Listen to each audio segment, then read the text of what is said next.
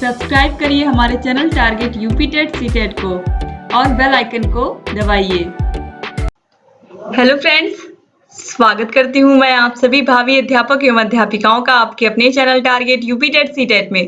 दोस्तों, इस वीडियो में देखने वाले हैं निःशुल्क एवं बाल अधिकार शिक्षा 2009 राइट टू एजुकेशन। ये टॉपिक बहुत ही इम्पोर्टेंट है क्योंकि इससे एग्जाम में क्वेश्चंस बनते हैं। दोस्तों, मैंने आपको ऑलरेडी धारा 45, अनुच्छेद 21A और अनुच्छेद 29(2) के विषय में पढ़ाया था, जो कि बाल अधिकारों से रिलेटेड था। और यहाँ पर भी आपको निःशुल्क एवं बाल अधिकार शिक्षा, इसके विषय में आपको पढ़ना है और इससे हमेशा एग्जाम में क्वेश्चन आते हैं। तो दोस्तों, चाहे वो यूपी टेट हो, सीटेट हो, सुपर टेट हो, आप लोग के डीएलएड के एग्जाम्स हो, सब में इससे क्वेश्चन बनते हैं। तो इसको आप लोग ध्यान से देखिएगा।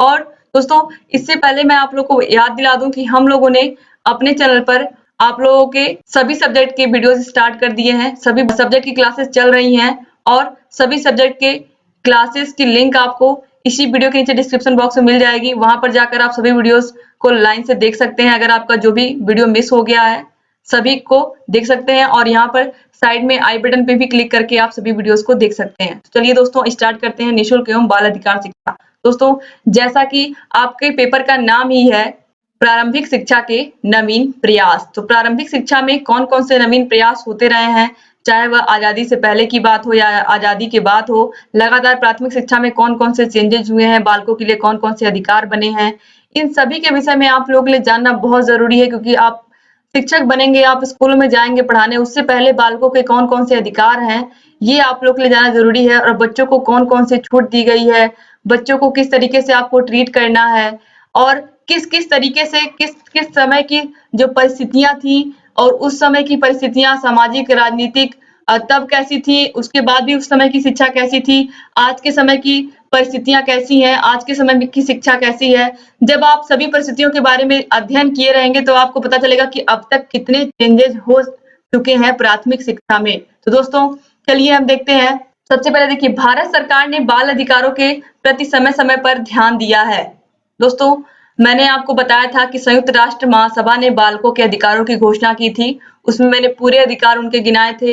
इसके अलावा उत्तर प्रदेश सरकार के द्वारा जो नियमावली बनाई गई थी, उसके विषय में भी मैंने आपको बताया है, जो कि हर एक प्राथमिक विद्यालय में लिखा होता है दीवार पर पूरा बाल अधिकार के विषय में।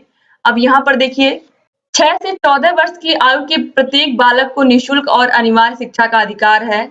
ये 29(2) जो आपका अनुच्छेद 21A है। दोस्तों, अनुच्छेद 21A में ये कहा गया है कि 6 से 14 वर्ष की आयु के सभी बालकों को निःशुल्क और अनिवार्य शिक्षा का अधिकार है और इस अधिकार का पालन सभी राज्य सरकारें कानून बनाकर करेंगी। तो ये आप बिल्कुल रट लीजिए इस अनुच्छेद को, क्योंकि ये एग्जाम में बार बार पूछता है। संविधान के 86वें संशोधन द्वारा शिक्षा के अधिकार को प्रभावी बनाया गया है, जिसमें प्रावधान है कि सरकारी विद्यालय सभी बालकों को निःशुल्क पढ़ाएंगे और विद्यालय प्रबंध समितियों द्वारा उनका समायोजन या फिर उनका प्रबंध किया जाएगा।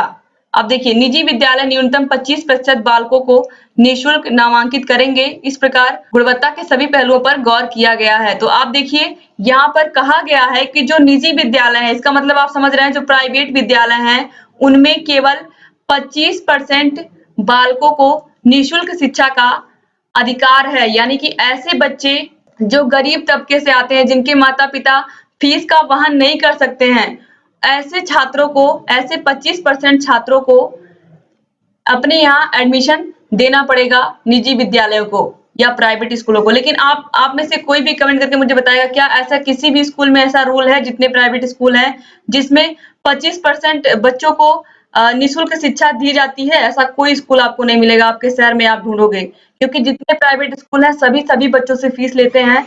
कोई भी ऐसा स्कूल आपको नहीं मिलेगा जो फीस नहीं लेता हो। तो ये सिर्फ और सिर्फ, तो कहीं ना कहीं जो प्राइवेट स्कूल है वो अपनी मनमानी करते हैं। तो यहाँ पर देखिए, सरकार के द्वारा तो ये नियम बनाया गया है कि जो 25% बालक हैं, अगर मान लीजिए 75% बच्चों का आप फीस ले रहे हैं, तो 25% बच्चों का फीस आपको नहीं लेना है, ये रूल है। लेकिन रूल्स को फॉलो नहीं करते हैं प्राइवेट विद्यालय। अब देखिए, शिक्षा के लिए राष्ट्रीय आयोग की आवश्यकता अनुभव की गई। अब यहाँ पर देखिए, इसके बाद हम देखेंगे, जो अभी आपने देखा कि 6 से 14 वर्ष के आयु के बालकों को निःशुल्क शिक्षा दी जाएगी। अब ये निःशुल्क शिक्षा क्यों दी जाएगी, उसका उद्देश्य भी तो कुछ होगा, क्यों दी जाएगी। देखिए, इस विधेयक में सभी बालकों को अनिवार्य रूप से प्रारंभिक से माध्यमिक विद्यालय तक की शिक्षा पर बल दिया गया है, जिससे इस आयु वर्ग के सभी बालकों को शिक्षा देने से उनके भविष्य का आधार तैयार हो सके। अगर बच्चा पढ़ेगा लिखेगा नहीं तो उसका भविष्य का आधार कैसे तय होगा?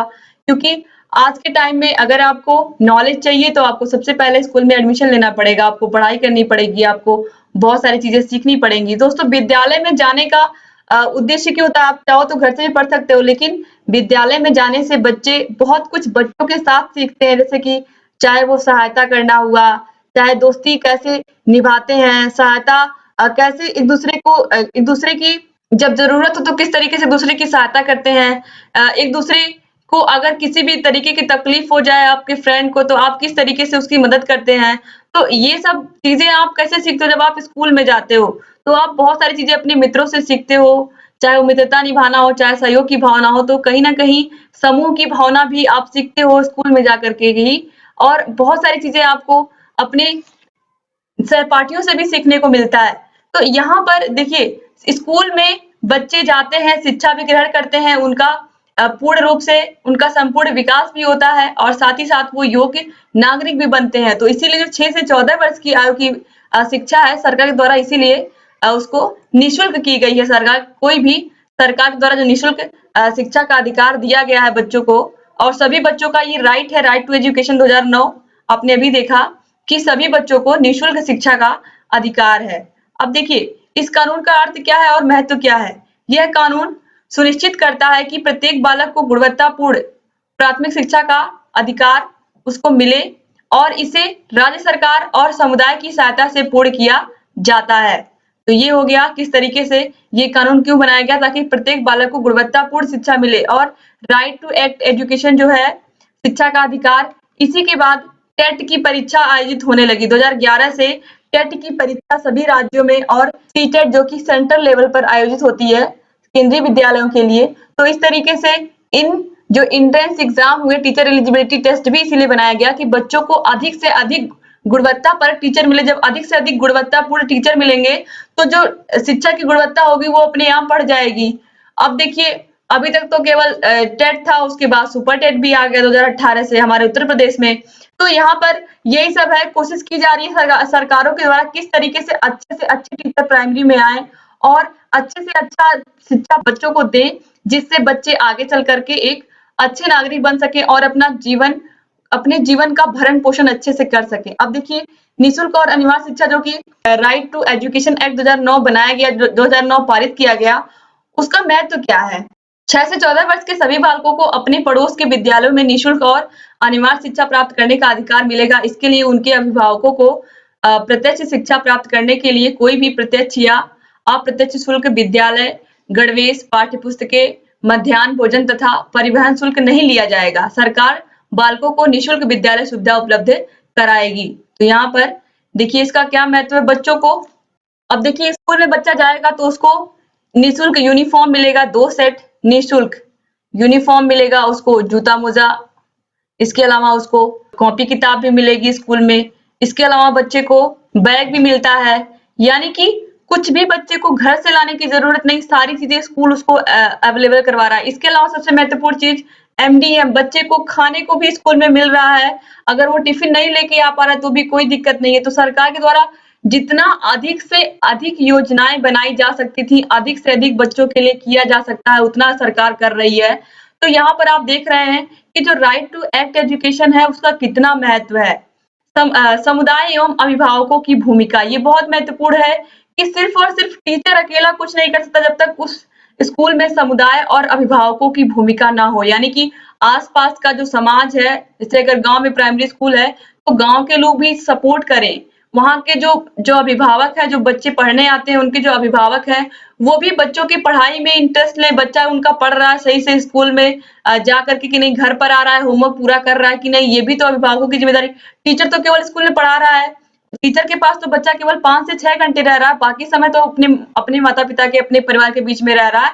तो उसके परिवार का भी दायित्व है कि वो उसका होमवर्क पूरा करवाएं, उसकी कॉपी किताब देखें, कहीं किसी चीज की कोई प्रॉब्लम तो नहीं है, उसके पास पेंसिल है कि नहीं है। तो ये सब चीजें माता पिता को भी ध्यान देना पड़ेगा, बच्चा कितना प्रोग्रेस कर रहा है। बच्चों टीचर को खुद इसीलिए टीचरों के द्वारा अभिभावकों की मीटिंग बुलाई जाती है, टीचर पेरेंट्स मीटिंग होती है स्कूलों में। इस तरीके से पूरी कोशिश की जाती है कि बच्चों का विकास किया जाए सही तरीके से, सही ढंग से, और उनको सभी विषयों को अच्छे से पढ़ाया भी जाए। अब देखिए, निःशुल्क और अनिवार्य शिक्षा का अधिकार, राइट टू एजुकेशन कानून सन 2009 का पारित होना भारत के बालकों के लिए ऐतिहासिक क्षण है। राइट टू एजुकेशन कानून सन 2009 का पारित होना भारत के बालकों के लिए ऐतिहासिक क्षण है। भारत के इतिहास में पहली बार गुणवत्तापूर्ण शिक्षा का अधिकार दिया गया है, जिसे राज्य सरकार द्वारा परिवार और समुदाय की सहायता से पूरा किया जाएगा। तो इस तरीके से देखिए, ये एक ऐतिहासिक बदलाव था, राइट टू एजुकेशन एक्ट, जिसके द्वारा पूरी कोशिश की गई कि बच्चों को गुणवत्तापूर्ण शिक्षा दी जाए, और 2009 में ये पारित हुआ था, ये भी आप याद रखिएगा, और 1 अप्रैल 2010 से पूरे देश में लागू हुआ था। और इसी के बाद से 2011 में टेट की परीक्षा और सीटेट की परीक्षा पूरे देश में आयोजित की गई थी। तो ये भी आप लोग याद रखिएगा। तो पूरी कोशिश यही थी। राइट टू एजुकेशन एक्ट के बारे में अगर मैं सिर्फ संक्षेप में कहूँ, तो अच्छे से अच्छा गुणवत्तापूर्ण बच्चों को शिक्षा देना, और बच्चों को निःशुल्क किताबें, निःशुल्क यूनिफॉर्म, इन सभी चीजों के बारे में बच्चों को अवगत कराना कि किस तरीके से कड़ाई से इसको कानून बनाया गया, ताकि कड़ाई से इन नियमों कानूनों का पालन हो और बच्चों को अधिक से अधिक सुविधा मिल सके, जिससे बच्चे स्कूल में आए और शिक्षा ग्रहण करें, साथ ही साथ अपने सभी उद्देश्यों को भी पूरा करें। दोस्तों, उम्मीद करती हूँ कि आपको राइट टू एक्ट एजुकेशन, यहाँ पर जो है राइट टू एजुकेशन एक्ट अच्छे से समझ में आया होगा, और आप लोग लगातार ऐसे ही हमारे वीडियोस को देखते हुए रहिए, और जहाँ कहीं भी आपको प्रॉब्लम है, आप लोग कमेंट बॉक्स में कमेंट करके हमें बताइए। हम आपके सभी प्रॉब्लम्स को भी दूर करेंगे। दोस्तों, वीडियो में जहाँ कहीं भी आपको प्रॉब्लम हो, आप प्लीज कमेंट बॉक्स में कमेंट करके हमें बता दिया करिए, और लगातार आप लोगों के लिए ऐसे ही कंटेंट लेकर के आते रहेंगे, ऐसे ही वीडियोस लेकर के आते रहेंगे। आप लोगों के सभी चैप्टर्स को कवर कर देंगे, फिर आप लोगों के लिए क्वेश्चंस, मॉडल पेपर्स भी, प्रीवियस ईयर क्वेश्चन पेपर भी लेकर के आते रहेंगे। आप लोग के सेकंड सेमेस्टर को पूरा कंप्लीट हम लोग कवर कर देंगे, और आप लोगों को कहीं भी किसी प्रकार की कोई समस्या नहीं होगी आगे, क्योंकि हम लोग लगातार आपको समझाते हुए सभी चैप्टर्स को चल रहे हैं। उम्मीद करती हूँ कि आपको ये पूरा वीडियो समझ में आया होगा, और आपको कहीं किसी प्रकार की कोई समस्या नहीं हुई होगी। दोस्तों, आगे चल करके भी मैं आपको और अच्छे-अच्छे ऐसे ही वीडियोस लेकर के आप लोगों के लिए आऊंगी, और लगातार ये पूरा आप लोगों का ये सब्जेक्ट कंप्लीट करवा दूंगी। और दोस्तों, अगर अभी तक आपने हमारे चैनल को सब्सक्राइब नहीं किया, तो प्लीज सब्सक्राइब कर दीजिए, और घंटी के निशान को जरूर दबा दीजिए, जिससे हम जो भी नई वीडियोस बनाते हैं उसका नोटिफिकेशन आपके पास समय से पहुंच जाए, और आप हमारी सभी वीडियोस को देखें बिना कोई वीडियो मिस हुए। तो दोस्तों, ऐसे ही हमारे चैनल से बने रहिए, और लगातार आप लोगों के लिए ऐसे ही हम वीडियोस लेकर के आते रहेंगे। तो दोस्तों, मिलते हैं नेक्स्ट वीडियो में, तब तक के लिए जय हिंद।